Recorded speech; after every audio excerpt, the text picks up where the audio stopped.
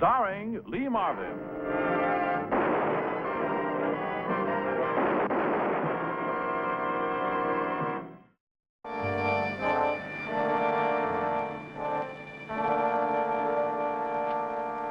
You'll get no more money out of me, Brunswick.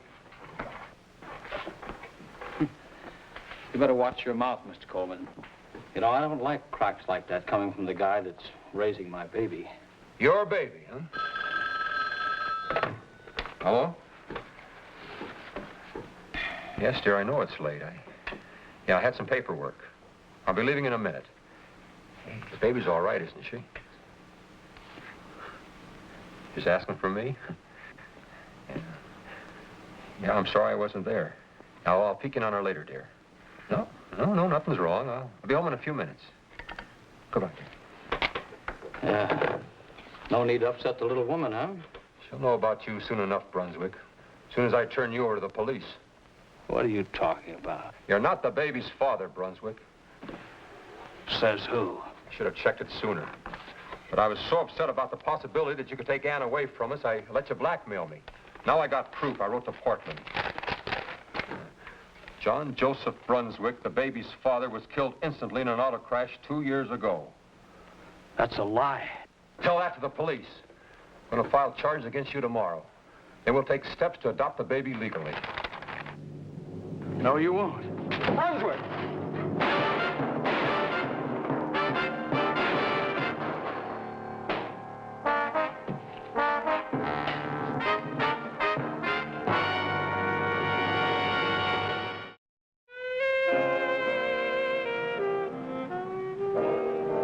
It was 6 a.m. when I reached the used car lot in response to an assistance request from Ken Donovan of Homicide. My name is Frank Ballinger, Detective Lieutenant, M Squad, a special detail of the Chicago Police. Couple of thousand, probably. No way to tell until we dig up his accountant. Better pick up the body for posting. Right. Shot 3 times. Gene thinks it's a 42. Who found him? Prowl car. Oh, did he call him? His wife called him about 10 o'clock. He said he'd be right home. And? Well, when he didn't show, she started to call him again about 11. Kept getting a busy signal. She asked the operator to check and see if there was any conversation on the line. There wasn't. So, when we came, we found the phone on the floor. The prints are all his. Hey, what's that stuff on the floor over there? It was there. Piece of chalk somebody stepped on before we got here. Before? Mm-hmm.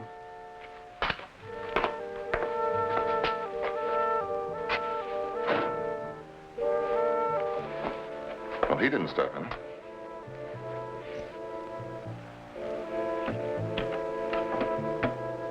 Must have happened after the place was cleaned up last night.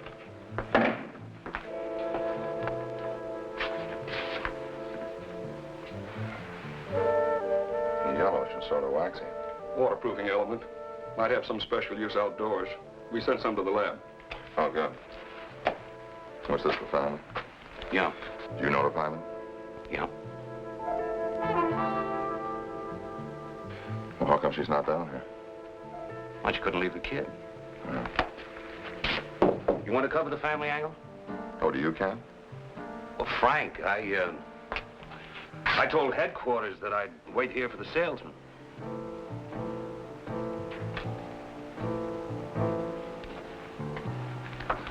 Thanks, boys.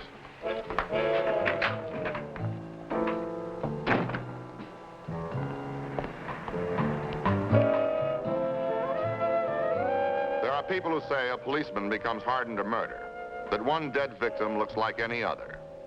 But those people forget one thing. The dead man is never the only victim. Well, what about the chalk, Mrs. Coleman?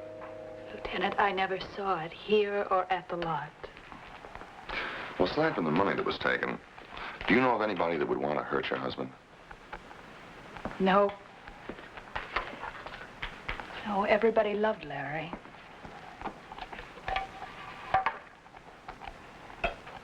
What am I going to say to the baby when she asks for him? How old is she? 2. She's just 2. She isn't ours. I couldn't have any children. Ann's mother was our housekeeper while she was carrying Ann. Where's the mother now? She's dead. She died just a few months after Ann was born. What about the father? They separated out west someplace before Ann was born. Oh, Lieutenant, please, I just don't want to talk to anybody.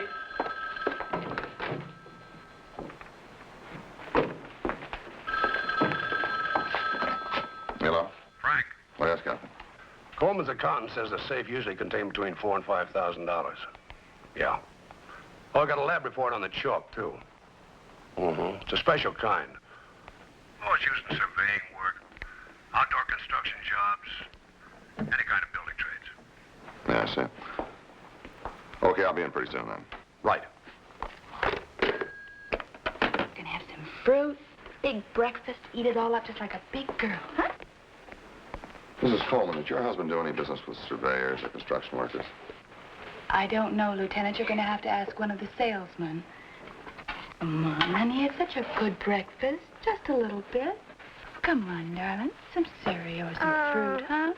Come on. Come on, sweetheart. We're gonna make it all gone like a big girl, huh? It's good cereal. Come on, darling. She won't eat for me. Larry used to give her breakfast every morning. Mommy. Oh.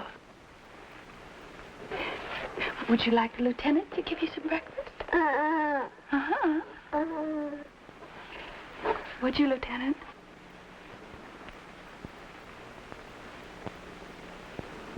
Sure. Okay, Roscoe, now we're gonna eat all these beans, you know, 'cause that's how you get big and fat, like eating all this stuff. Fruit, oh? Larry used to keep her amused with her teddy bear. Okay. Oh, who's this? Teddy bear. Okay, you can sit down there and eat with us, huh? Okay, that's fruit. Come on. Makes you big and strong. Okay, we'll give it to the teddy bear. Better watch out, 'cause he's gonna eat it all, you know. Okay, we'll feed it to him. A big bite. Not all of it. Some more. You better hurry up. He's gonna eat it all. Go on. It was 6 o'clock that evening when I got back to M Squad to type my report. There wasn't much to type. Here's the R&I files on all known criminals in construction work. Come on, I'll buy you dinner. I'll take a rain check. Look, you gotta eat. Oh?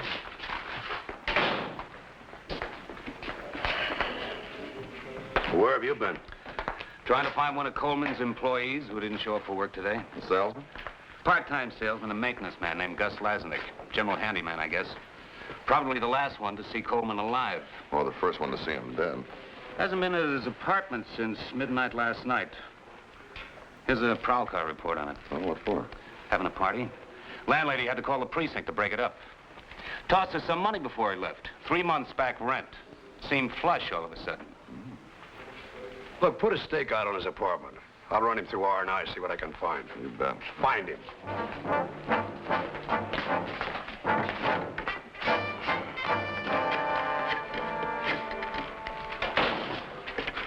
This Captain Gray. Put out an APB on a Gus Lasnick. Lasanik. Yeah. 1123A Taylor Street. Suspicion of murder. Hold for investigation. Right. Gus Lasnick's trail wasn't hard to follow at first. The party had moved from his apartment to the local bars, finally working its way to a couple of after-hour joints on the seedy end of Randolph Street. Then the drinkers had scattered, and the trail petered out. Look, Mrs. Coleman, he may not come in at all today. He was up most of the night. He may go right to work from home. I'll wait for him, Captain. Look, you're upset and you're not... Hello, Lieutenant. How are you? I've been waiting for you. I came to thank you for the report that you sent in yesterday. It's his job. Oh, yes, of course it's his job. Somebody comes with a gun and takes away half of my life. And then thanks to you, somebody comes with a court order and takes away the other half of it. Well, what are you talking about? Oh, didn't you know, Lieutenant? They've taken away my baby this morning. What? Thanks very much, Lieutenant. Mrs. Coleman. Did you know about this? No. Come on, Captain, what's going on? Your report went through Central. All departments concerned get copies automatically. Child welfare was one of them. Couldn't you stop it? Frank, we don't make the laws, we just enforce them. Sure. Everything by the book.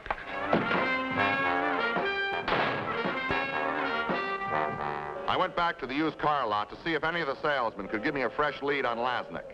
None of them seemed to know anything new. Lieutenant, funny thing, I just saw Lasnik over there asleep in one of the cars. Lasnik where? Right over there. Looks like he's sleeping off a drunk. Well, you stay here.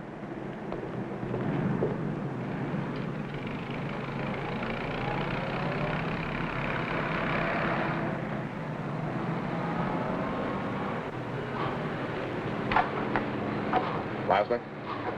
Lasnik, come on, wake up. What's your idea? Come on, get out of the car, Lasnik. I want to ask you a couple of questions. This is police. Come on. You're not taking me in. Lasnik, give me that gun. I'm not going to serve any more time. Now, you stand back. You're not taking me. Lasnik, drop the gun. Lasnik, this won't help you.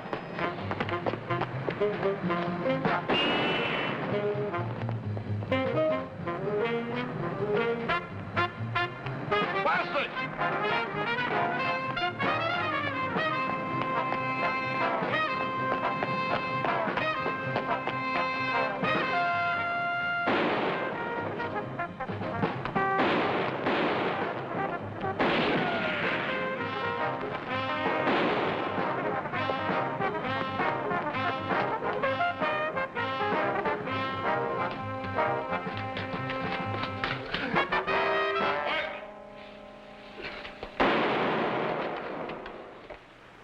I'm hit.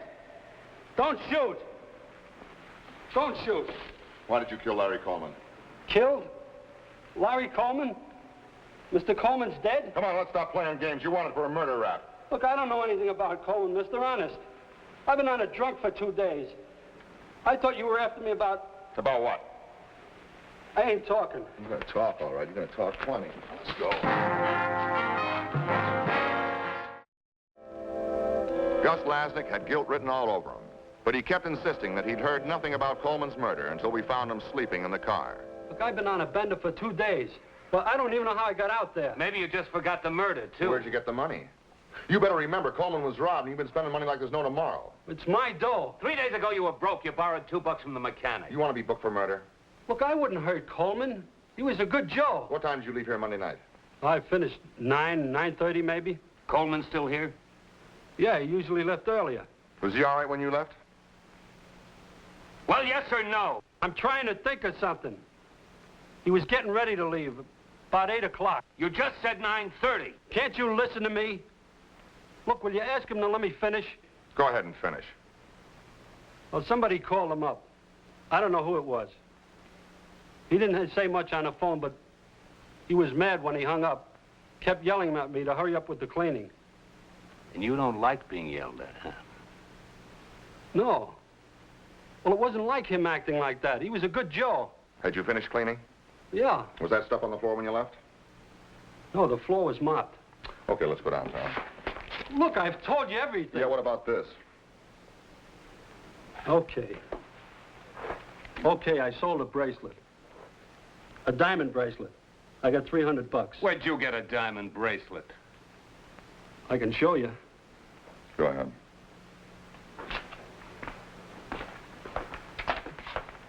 You see that car in the front corner? In the limo with the out-of-state plates? Yeah. Coleman picked it up on a trade a few days ago. I found the bracelet down behind the seat when I cleaned it out. Who'd you sell it to? A guy at the jeweler's exchange. What was his name? Casperson. Bert Casperson. We'll find out. Look, it's the truth. But how about me going home? I got a hangover. Not like the one you're gonna have. Look, I found that bracelet. They got laws about finding things like that. Can you handle them, Ken? Sure. Where are you going? I gotta find a piece of chalk.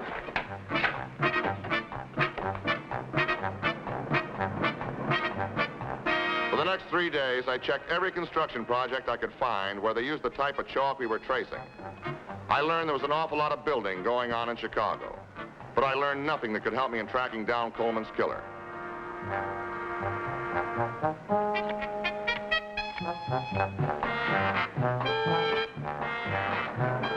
All this time, something Gus Lasnik had said kept chewing at the back of my mind.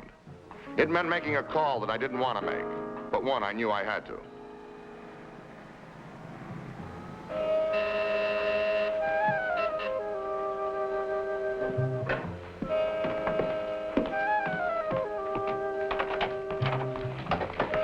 Mrs. Coleman, Hello. may I come in? Oh, yes, please do.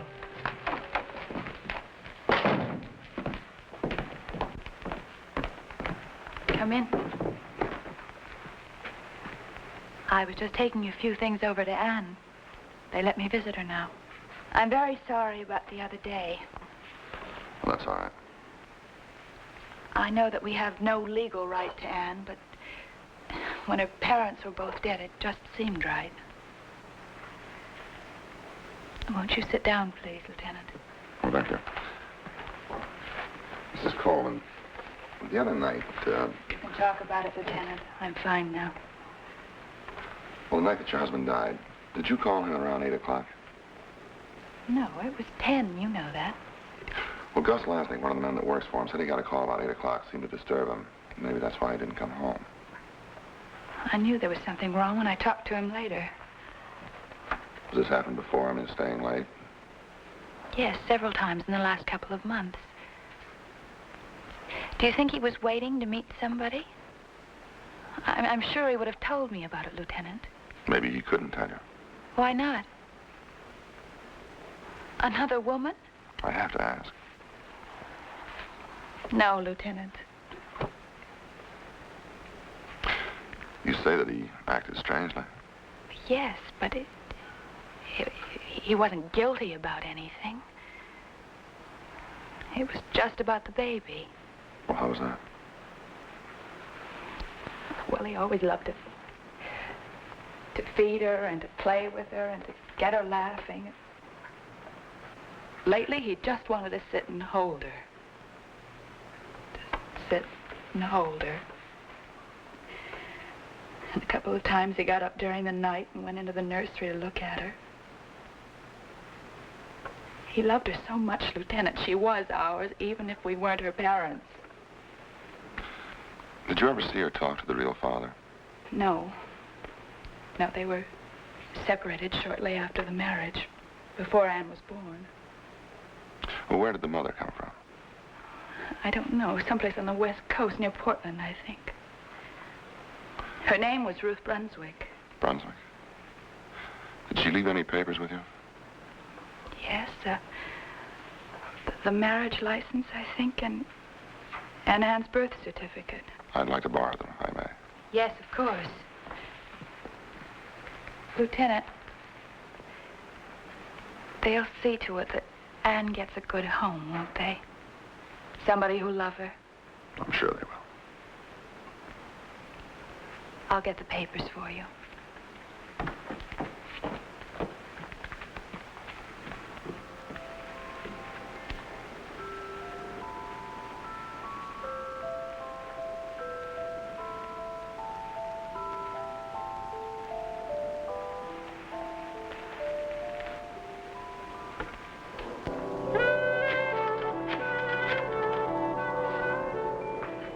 Oh, Eddie, Ballinger.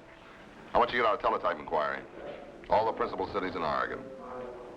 John Joseph Brunswick. That's right, Brunswick. Okay, thanks, Eddie. Private case, Frank, or can anybody get in? Now, Larry Coleman was worried about something before he got killed. I think he was afraid of losing his child. Kidnap threats? Who knows? Kid's last name is Brunswick, isn't it? Oh, didn't you read my report? I thought everybody read that report, including child welfare.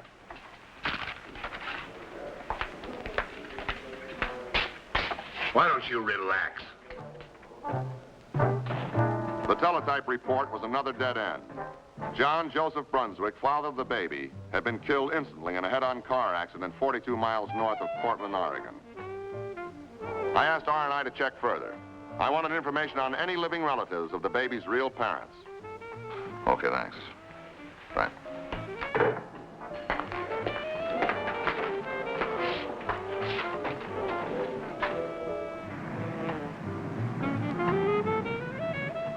I went back to tracing the yellow chalk.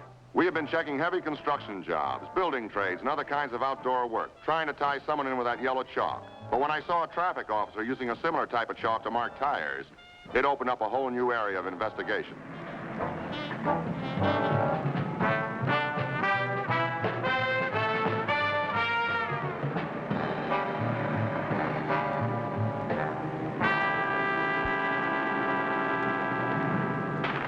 It's the same kind of chalk, all right. Traffic buys it by the ton. Now you better check the garages, then. For what? Wouldn't you ever have a flat tire? They write your name on it with chalk for identification. See, it's the same kind. Here's an answer to your teletype on Brunswick's relatives.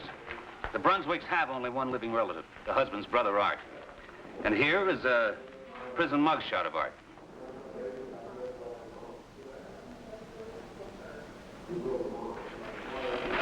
Criminal record. Released last year from state pen. No trace since. He served time twice. Once for extortion, once for armed robbery. Well, that leaves us a whole new field to explore now. Garages, service stations, any place to repair a tire. Well, there must be 1,000 of those, There Frank. might be 2,000. It might take us 2 weeks. Then again, we might get lucky.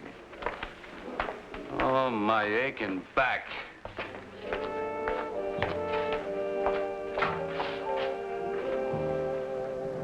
We started hitting gas stations and garages. For 5 days, we got nothing but blank looks and negative answers. It began to seem we weren't going to get anything else. Then I made a garage on the south side. Ever notice they only get flat on the bottom? Oh, yeah, here it is. How long will it take to fix? Well, if you wait for it, it'll take me hours. But I can deliver it to you in about 15 minutes. I get off there. What's your name? Where are you, Lieutenant? It's too long. What's your first name? Judy. Jude, that's better. I'm busy, Bud. There's another guy in the back. You got time for me, Brunswick? Police officer.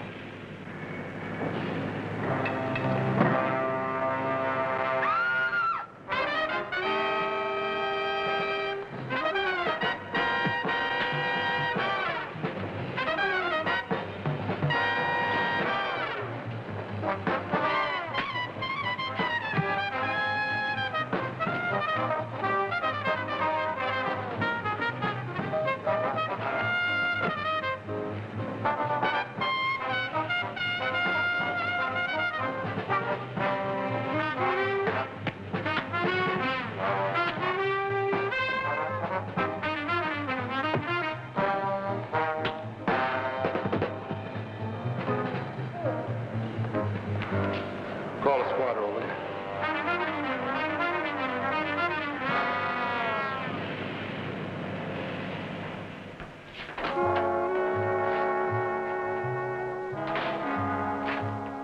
The final report.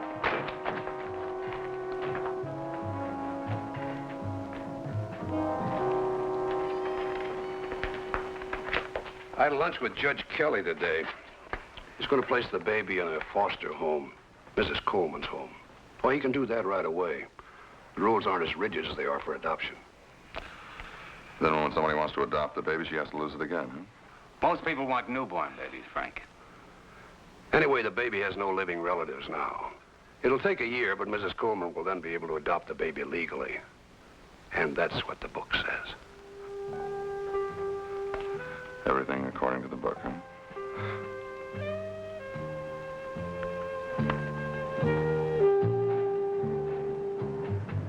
The statue of justice is blindfolded, but sometimes she peeks a little, and the scales weigh love as well as law. Mrs. Coleman had a lot of love working for her. Art Brunswick didn't. At least that's how the jury saw it when they sentenced him to death. But that's the way it goes in my city. Under the roar of Chicago, there's a heart as big as its 4 million people, with love or vengeance. Take your choice.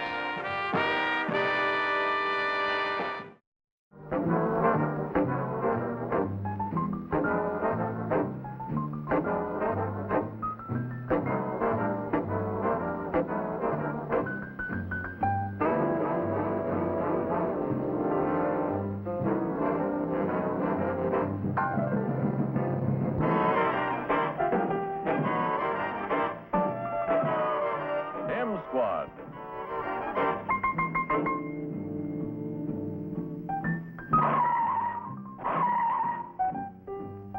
Starring Lee Marvin.